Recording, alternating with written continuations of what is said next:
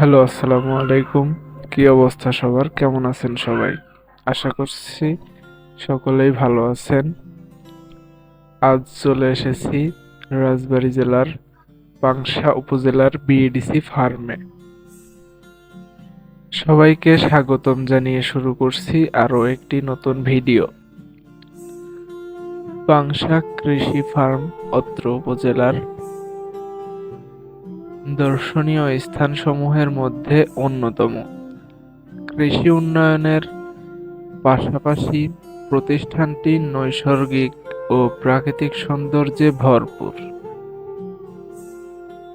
পাংশা উপজেলার বিনোদন কেন্দ্র এখন এই বিএডিসি ফার্ম। এটি মূলত কৃষি উন্নয়ন কর্পোরেশন এই বিএডিসি ফার্মে সকাল বিকাল এখানে দেখা যায় মানুষের ভিড়। সকালে ব্যায়াম বা শরীর চর্চার জন্য অনেকেই আসে এই বিএডিসি ফার্মে।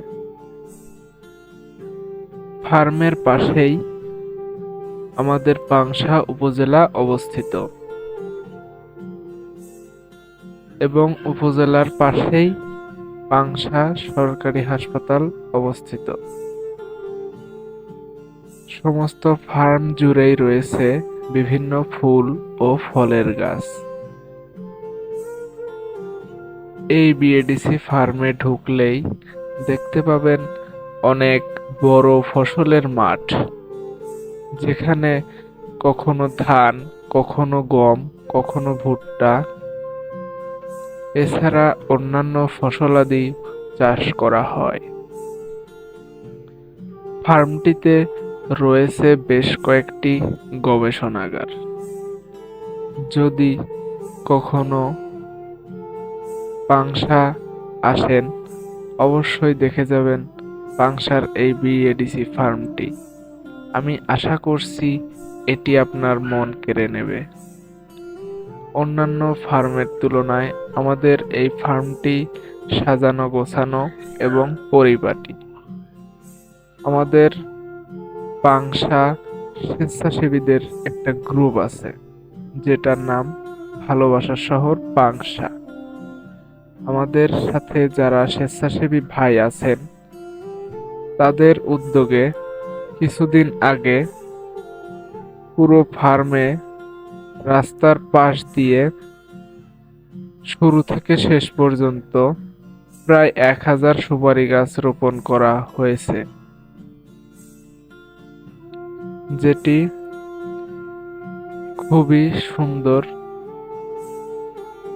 ভিডিওটি সুপারি গাছ রোপণ করার আগেই করা, ওই জন্য সুপারি গাছগুলো দেখাতে পারছি না, ইনশাল্লাহ সামনে দেখাবো। আমাদের পাংশা বিএডিসি ফার্মে শুধু যে কাঁচা রাস্তা আছে তাই নয়, এর সাথে পাকা রাস্তাও কিন্তু আছে। এছাড়া ফার্মে কয়েকটি গবেষণাগার আছে, যেখানে ধান, গম, ভুট্টা এছাড়া ফসলাদি নিয়ে গবেষণা করা হয়।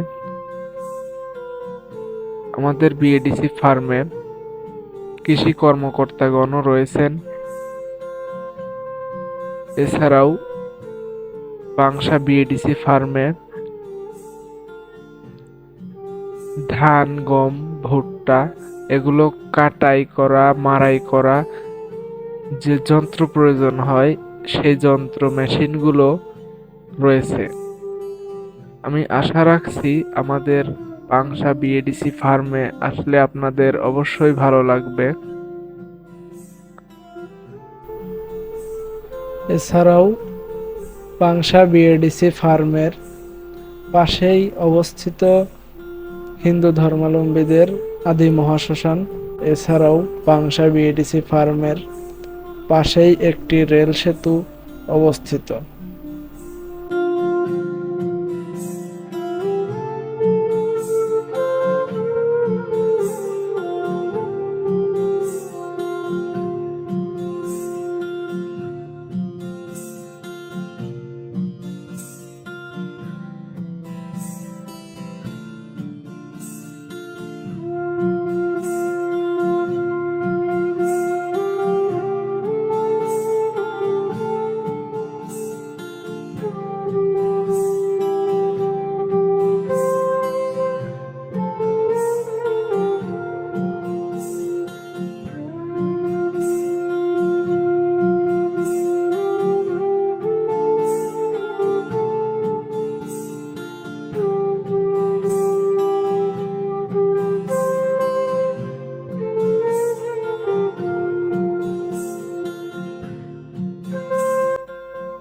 আজকের ভিডিওটা এ পর্যন্তই।